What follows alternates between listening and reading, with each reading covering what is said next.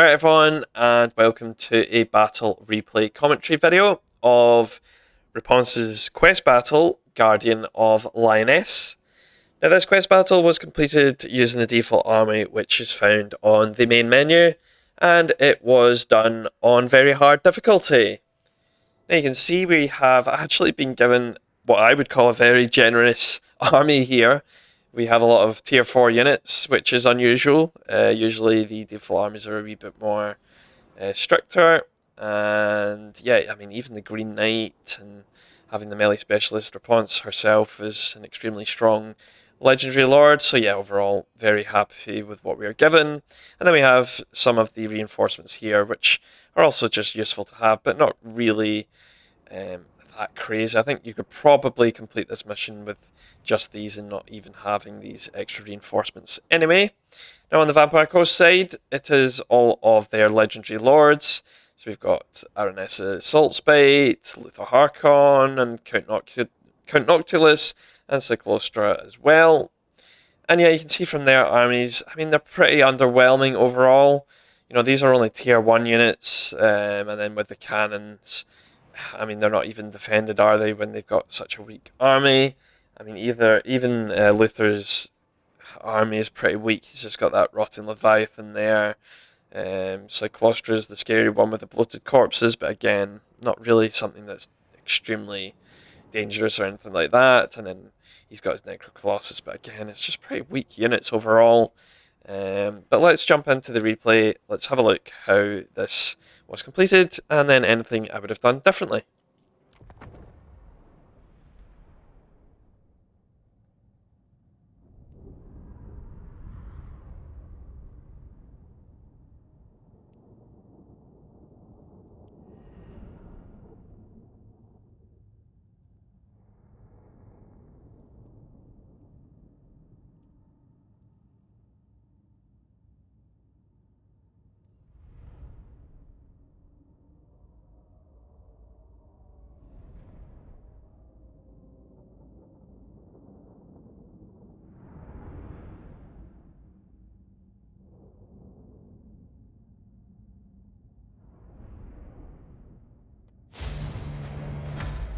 Me, brothers, these foul foes of the... Right. So the battle started with the reinforcements here charging straight up this hill. And you can see at the very start, I'm just deciding how I'm going to arrange my own army.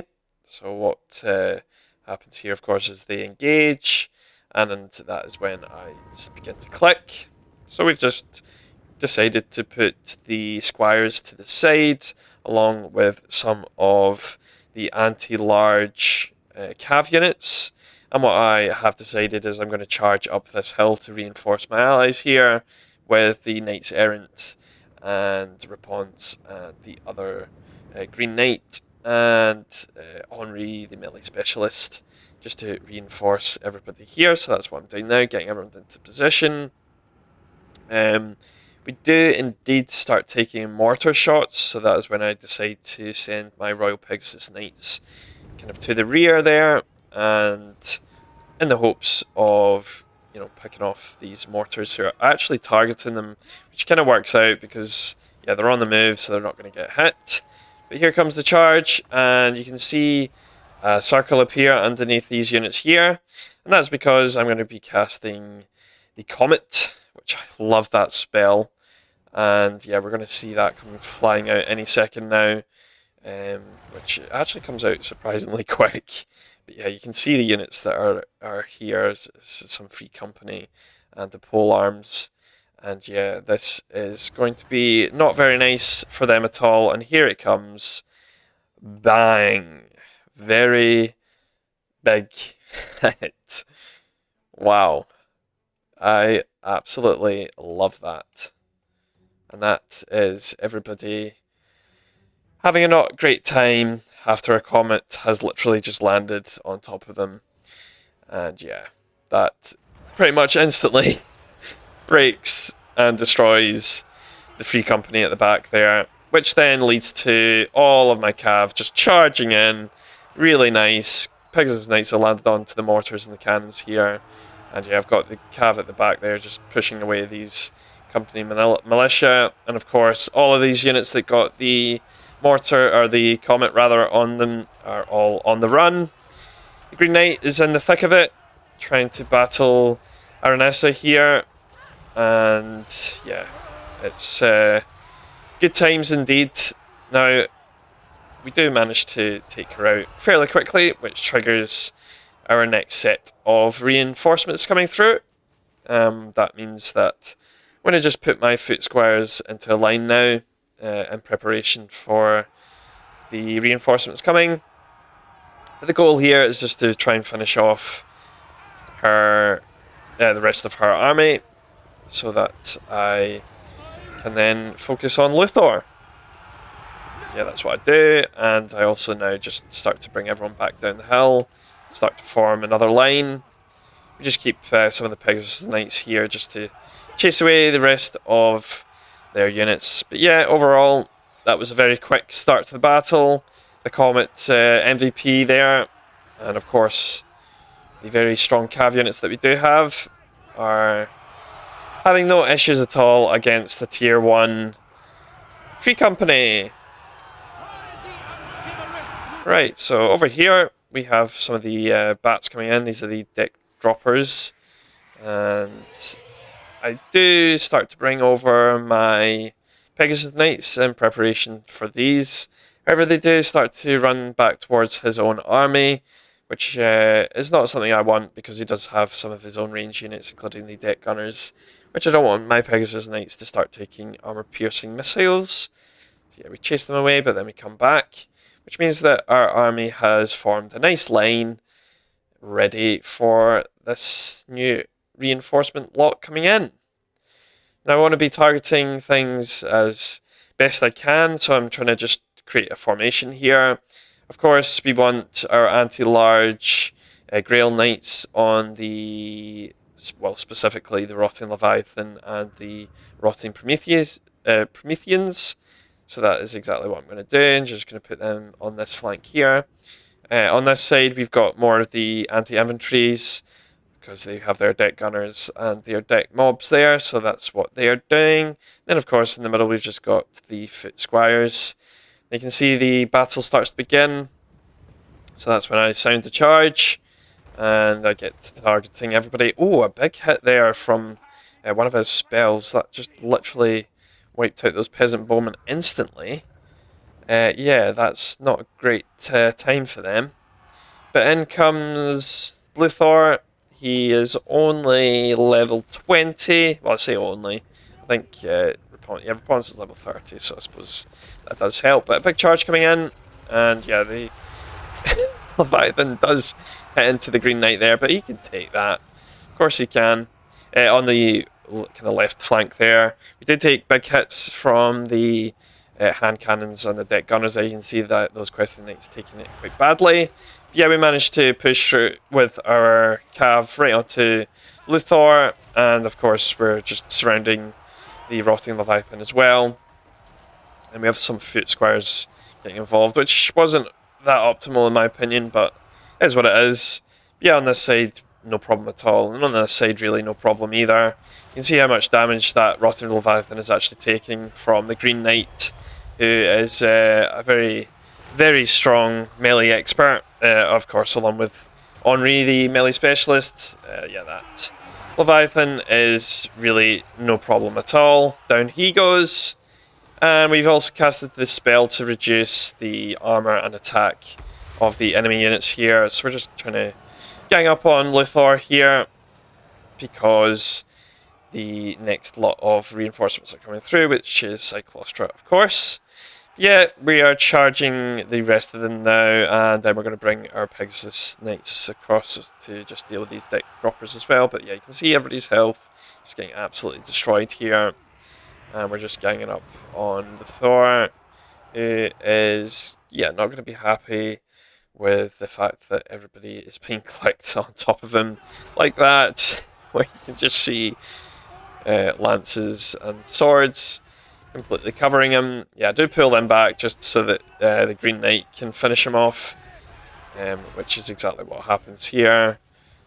And yeah, he is no longer part of the battle. So yeah, now comes what I would call a pretty scary part where we are seeing some bloated corpses come forward. Of course, we don't want bloated corpses on any of our army, in particular our foot squires, because they will just instantly wipe them out. So I do start to line up at the bottom of the hill here, and truthfully, I am using our allies here who are valiantly going to charge into the bloated corpses. Thank you for your sacrifice. But yeah, you can. Oh, I forgot to say as well. We had the Knights of the Realm come in, which is just some of the extra Knights Errant and Knights of the Realm and the Duke come through. But yeah, this is going to be the first explosion from the bloated corpse here. And if we just watch this, here he comes, bang, and he does indeed destroy so many of these units. I mean, the Sirens take huge amounts of damage, along with these battle pilgrims who literally just get wiped out in one. I've got pretty good regen, you know, they've got a life bloom on them now and stuff, so they did their best there, but yeah, that is a lot of spells getting fired across, and very valiant from my allies, which is my cue to then charge in with my whole army, now that everybody else has taken pretty serious hits there. And I'm just going to zoom in on this, which is the Duke coming forward in a very heroic way to face two bloated corpses. Can he dodge it? Oh, look at that dodge. And then the second one detonates, and through the kind of smog and the horrible gases, he stands victorious, only taking about 500 HP, so yeah, not a problem for him. And in the meantime, on this side, we are charging up the hill, fighting an army that is pretty easy in general, really. So Clostra's coming across, she's doing her spells and whatever else she does. There comes another one and it explodes, but yeah, I mean, it's no... Oh, that was in fact, that was the summon one, which is actually quite a strong ability. But yeah, again, not that strong when I have such high tiered units who are just running rampant across the entire field here. You can see the Morngulls there absolutely decimated, even by the Questing Knights, but I think we had some of the Knights Errant and some of the other, maybe even the Grail Guardians themselves there. So yeah, I mean, this is just an absolute frenzy, but no problem at all for us. Pretty chaotic battle. You can see the Green Knight there is chasing Cyclostra. I think Repanse is probably in there too. And yeah, you can see Henri is there right in the thick of it. So yeah, we're just trying to finish her off until the final lot, which is the Dreadfleet, with Count himself, are indeed on their way. But yeah, too little too late, and that is Cyclostra has gone down now as well. Somewhere in here, I can't actually see where she went down, but she might disappear. But yeah, that is that. So now we are forming our final line.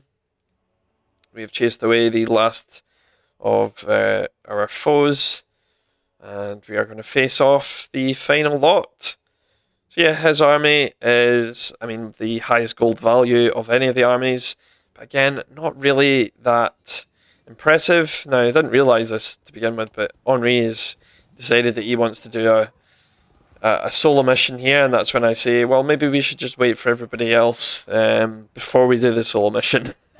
But then I decide, you know what, let's actually do the solo mission, and I think he turns around at this point. There he is. And we do get him to come in, because we do see our allies doing a very nice attack, and the Grail Knights charging into the Prometheans here, who are extremely unhappy about that. They are taking huge amounts of damage. We do get that tear in the fabric of time. As the rest of our units come across, huge charges, look at that. Love to see it. And Count Noctilus is getting surrounded, and so is the rest of his army.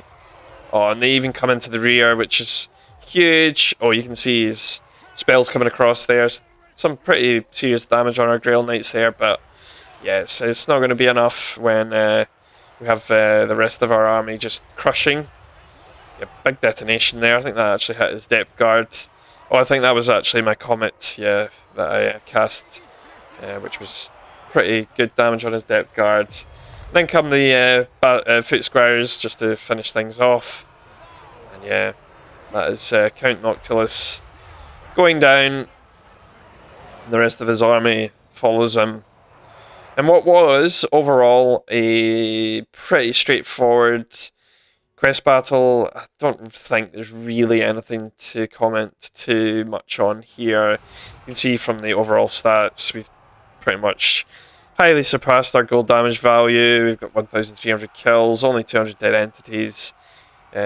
Far better than all of these 900 dead entities, you know, pretty much everything wiped out there. And they only did 54 kills. And getting that many dead is just devastating.